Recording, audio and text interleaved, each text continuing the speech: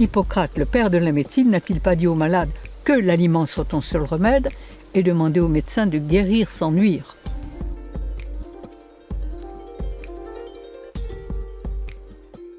Il faut refaire une véritable philosophie de santé, de bien-être. On ne combat pas la maladie, on refait la santé et les maladies disparaissent. Le mal est l'absence du bien. Le froid est l'absence de chaleur. On ne combat pas le froid, on met de la chaleur. L'obscurité est l'absence de lumière. On ne combat pas l'obscurité, on met de la lumière. Au-dessus des nuages, il y a toujours le soleil et la solution à tous les problèmes. Et je veux faire, et j'ai l'intention, et nous avons l'intention, de faire des éducateurs de santé. La souffrance et la maladie sont là pour nous réveiller. C'est le voyant rouge qui s'allume. Maladie, ça veut dire quoi? Ça veut dire que quand notre corps crie au secours, quand il est en état de souffrance, c'est qu'il veut se libérer, c'est qu'il veut expulser, éliminer des résidus qu'une nourriture qui n'est pas faite pour lui lui a inculqués.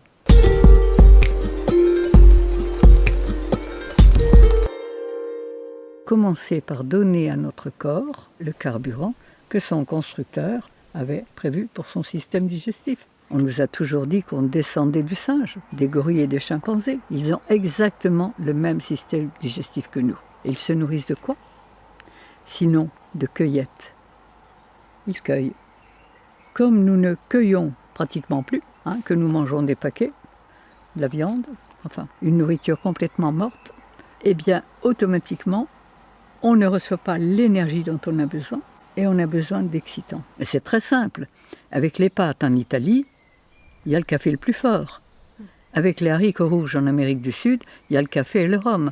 Avec les hamburgers aux États-Unis, il y a le coca. Avec les frites en Belgique, il y a la bière. Avec le riz en Asie, il y a le thé. Et nous, on a aussi le café, le thé, le coca et tout ça. Et la viande. Mais avec ça, il faut le coup de rouge. Avec les produits laitiers et le fromage, il ne faut pas aussi le vin. Mais avec ça, on s'empoisonne tous les jours un peu, tous les jours, sans s'en rendre compte.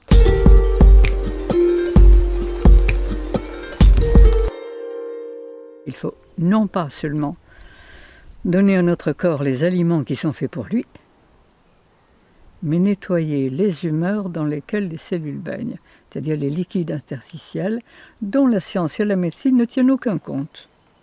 Sur un corps de 60 kg, il y a 40 litres de liquide.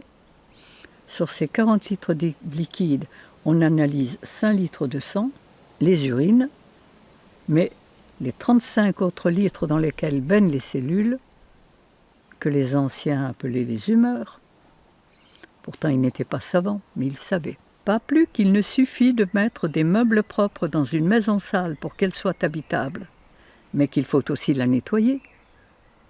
Il ne suffit pas de donner à notre corps les aliments qui sont faits pour son système digestif, il faut aussi nettoyer les liquides dans lesquels ces cellules baignent. Pourquoi les hommes ont changé leur alimentation? Pourquoi ils ne sont pas restés cueilleurs et qu'ils sont devenus cueilleurs-chasseurs? Les fruits, c'est le sucre. C'est le carburant de notre système humain. Mais comme on n'avait plus suffisamment de fruits, on a cuit des céréales et des féculents. Les fameux sucres lents. Seulement voilà, c'est que le foie humain n'est pas équipé pour transformer les sucres lents.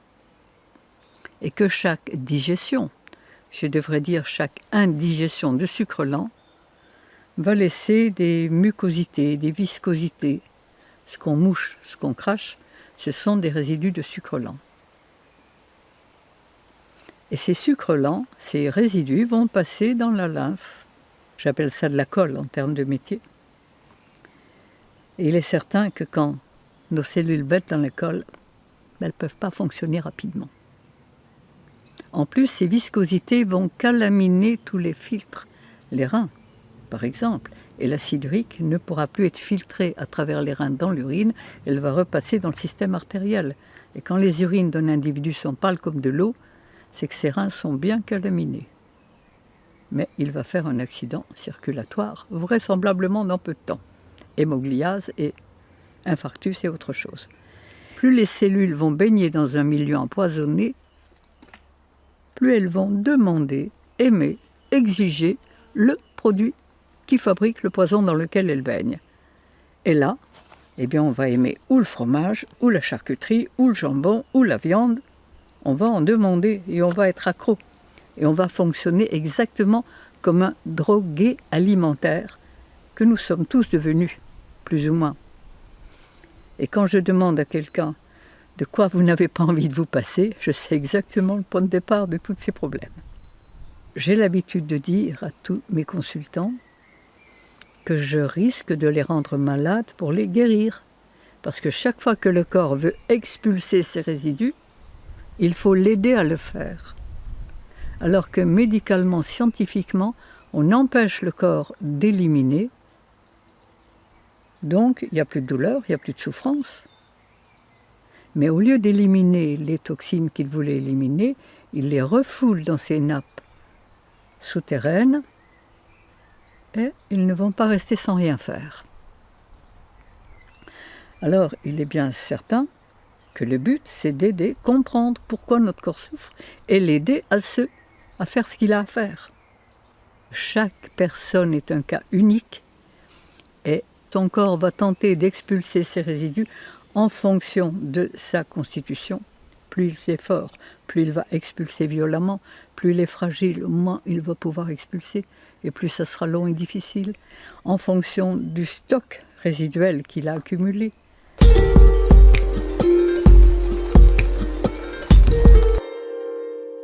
Des stages pratiques de santé. C'est-à-dire que le matin, je montre comment on peut se régaler avec une nourriture vivante. On goûte, on déguste, et l'après-midi, cours théorique sur comment entretenir, comment nettoyer les humeurs, comment les vitaliser, et il y a des tas de techniques, mais il y a des techniques de base. J'ai écrit un livre qui va sortir. Jusqu'à présent, personne n'en a voulu. Les éditeurs m'ont dit « Votre livre a l'étoffe d'un best-seller, Madame Grosjean, mais je ne peux pas le prendre. » Et je suis consciente que je démonte tout le système.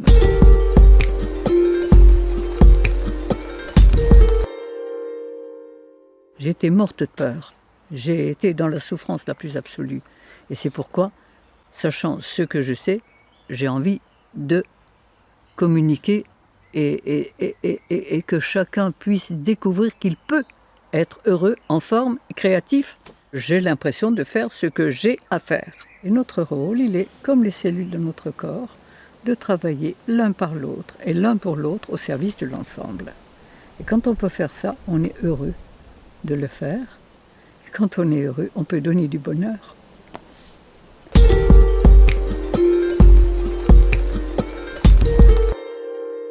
Je me suis rendu compte que toutes les maladies sont guérissables. Et quand je vois la transformation psychologique et émotionnelle de tous les gens qui ont changé d'alimentation, qui ont nettoyé leurs humeurs, c'est plus les mêmes. Ils changent de vie et en fonction de ça, les maladies disparaissent. Et qu'elles soient psychologiques, qu'elles soient émotionnelles, qu'elles soient physiques.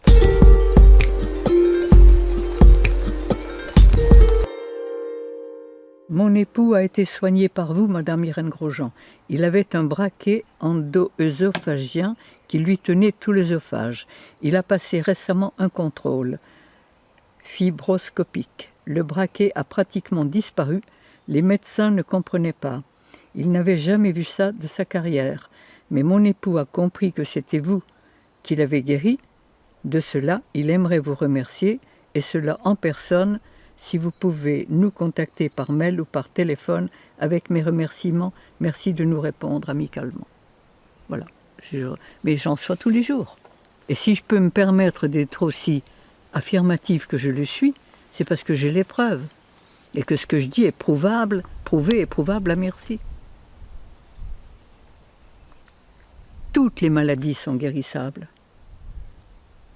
Le professeur Joyeux a vu pendant 26 ans pratiquement tous les cancéreux qui sont venus me voir. Parfois, il a fallu conjuguer. Parfois, il a fallu un peu de chimio. Parfois, il a fallu une opération. Mais si on ne change pas le terrain et la cause, eh bien ces cancéreux vont très bien. Il n'y a pas de récidive. Tandis que si on fait simplement de la chimio, une opération, on ne change pas le terrain, ça va revenir. Et 2 ans, 3 ans, 4 ans après, vous faites un autre cancer. Mais c'est la même cause. Et le but, il est allé à la racine, au point de départ des choses. Mais évidemment, ce n'est pas le plus facile. Ça demande une certaine compréhension, une certaine détermination. Et comme on vit dans un monde où tout est à l'envers,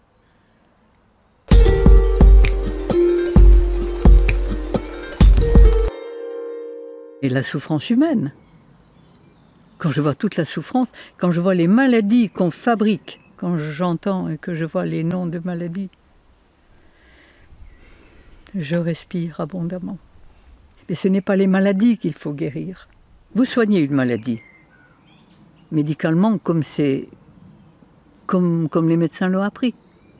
On empêche le système d'élimination de fonctionner, il ne fonctionne plus, mais au lieu d'éliminer les résidus, il les enferme. Et quand il y a trop de résidus dans les liquides interstitiels, dans les liquides dans lesquels baignent les cellules, ils pénètrent dans la cellule. Comment voulez-vous qu'ils fassent autrement? Et quand les résidus pénètrent dans la cellule, soit ils déprogramment le cerveau et on fait quoi? Un cancer. Soit ils le sclérosent, on fait un diabète ou une sclérose en plaques. Soit ils le paralysent, on fait un Parkinson. Soit ils le déconnectent, on fait une folie meurtrière ou suicidaire ou un Alzheimer. Et on fait toutes les maladies du monde en étant soigné comme on l'est. Lorsque j'étais enfant, il y a 80 ans, eh bien, un cancer, on n'en entendait pas parler. Il n'y en avait pratiquement pas. Des obèses, je me souviens, dans une ville comme Épinal, puisque je suis vosgienne, il y en avait une. Elle était le côté curieux de toute la ville. À l'heure actuelle, il y a 400 personnes par jour en France qui meurent de maladies cardiovasculaires. Bien soignées, d'accord, mais ils meurent quand même. Il y a un cancer sur 2 personnes et demie, m'a dit un professeur de cancérologie très connu. Il y a des diabètes en pagaille. Enfin, des maladies, il y en a de tous les côtés. Maladie de Lyme, on en invente toujours de nouvelles. Et on est malade de plus en plus jeune. Des dépressifs, des suicidaires. Quand j'étais enfant, il y a eu un suicide dans un village de 1000 habitants en 20 ans d'existence. J'y suis allée il y a quelques années, il y avait eu 4 suicides dans l'année. Et c'est là où, évidemment, on se rend compte qu'on marche totalement à l'envers. Mais cela a des raisons précises.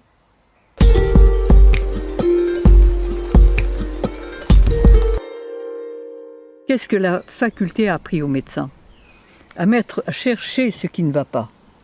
À chercher dans la poubelle la mouche jaune, la mouche verte. Et à mettre un nom extraordinaire dessus, c'est très savant. Et à prescrire des examens pour confirmer. Ça fait marcher toute la boutique. Et à prescrire des médicaments qui rendraient malade un bien portant et des opérations. Qu'est-ce que la médecine sait faire d'autre? La médecine allopathique. La médecine homéopathique est un peu moins pire, mais elle ne change pas le terrain. Je confirme que la faculté a appris aux médecins à éteindre les voyants rouges, à arrêter la souffrance, sans jamais se demander pourquoi ces voyants rouges se sont allumés, sans jamais se demander pourquoi on souffre. Donc, la faculté a fait du médecin, évidemment, il y a souffrance, on va se dépêcher d'arrêter la souffrance. Vous avez mal quelque part, on va mettre un grand nom. Si vous avez mal à gauche, ça sera une gauchite, à droite, ça sera une droitite. Ça coule par les sinus, c'est une sinusite. Ça, c'est la conjonctivite. Ça, c'est l'otite. Par le vagin, c'est une vaginite.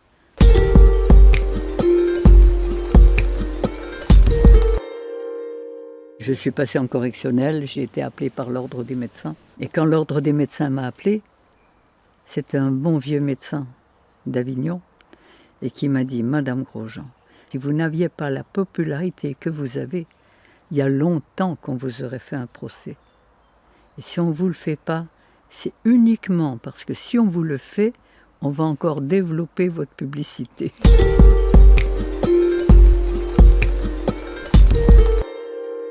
Eh bien, donnez à notre corps les aliments que la nature a prévus pour son système digestif. Ensuite, chaque fois qu'il crie au secours, qu'il veut se nettoyer, l'aider à le faire. Et ça, la véritable médecine, elle est là.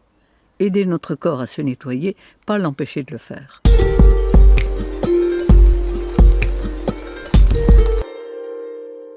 Ces petits cristaux d'acide urique qui sont stockés dans notre organisme sous la forme de minuscules sels. Tournez la tête comme ça. Sentez s'il n'y a pas une carrière dans la nuque là. Mais c'est des cristaux d'acide urique.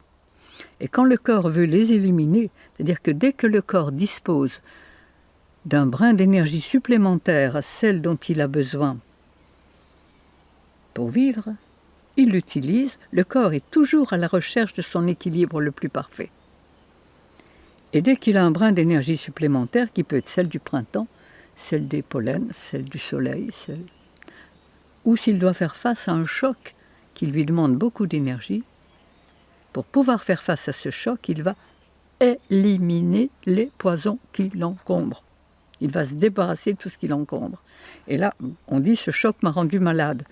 Non, il a révélé l'état dans lequel on est et il en a profité pour expulser. Donc pour expulser ces résidus acides,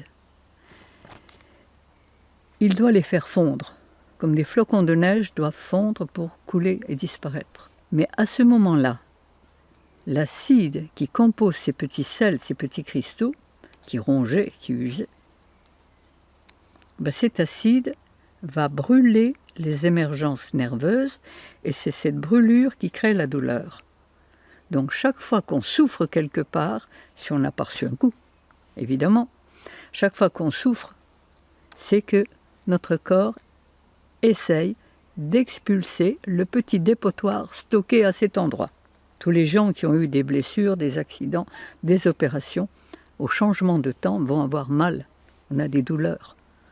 C'est le signal. Au changement de lune, chaque fois qu'il se passe quelque chose, eh bien, où on aide le corps à éliminer cet acide urique en faisant travailler au maximum les reins, la transpiration, qui est une forme, ou comme on pourrait le faire en coupant le fil du téléphone des pompiers quand la maison brûle, on coupe notre système sensitif, il ne va plus. Le corps ne va plus évacuer ses résidus, on n'a plus mal, le cerveau ne sent pas la douleur, mais au lieu d'évacuer les résidus, on va les enfermer, les garder dans nos nappes souterraines. Et dans le mot enfermer, il y a un autre mot, enfer. Et là, on va aggraver notre état de souffrance.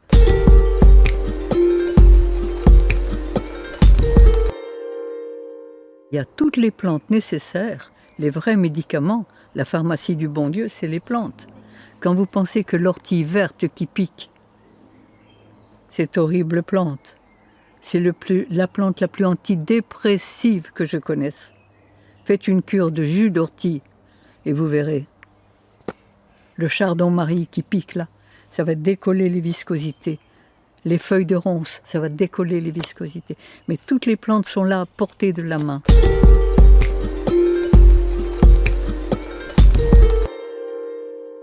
J'ai vu mourir très jeune 3 êtres chers, bien soignés comme on l'entend classiquement. Et là, perdre sa maman, quand on a 4 petits frères et sœurs et qu'on a 15 ans, c'est pas très drôle. Et j'ai rencontré quelqu'un qui m'a dit, mais il y a 2 médecines, une médecine de santé, une médecine de maladie.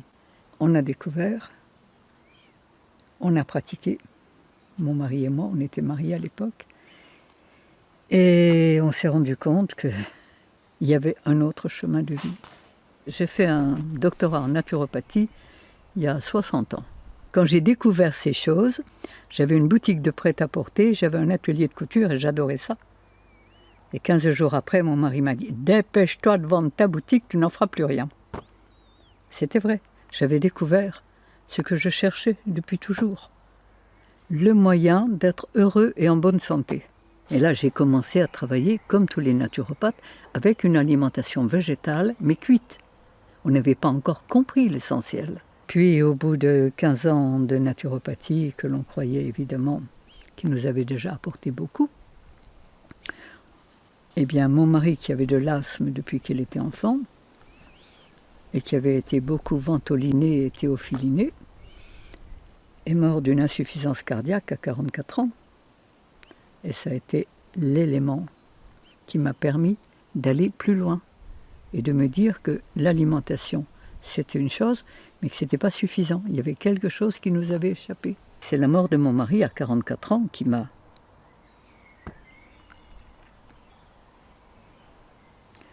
permis, qui m'a obligé à chercher. Je me suis dit qu'on croyait tout savoir et en fait, pour mourir à 44 ans, il y avait quand même quelque chose qui n'était pas juste. Tous les jours, je dis merci à la vie de m'avoir fait passer par ces épreuves très difficiles pour m'obliger à chercher. C'est le hasard, c'est les lectures, c'est les rencontres, c'est l'information à travers tous les consultants que j'avais. Et quand on cherche, on trouve. Et j'ai trouvé un bout de chemin, puis un autre bout. Et puis, de bout en bout, j'ai rassemblé. Il y avait un autre chemin de vie, celui du respect des lois de la vie.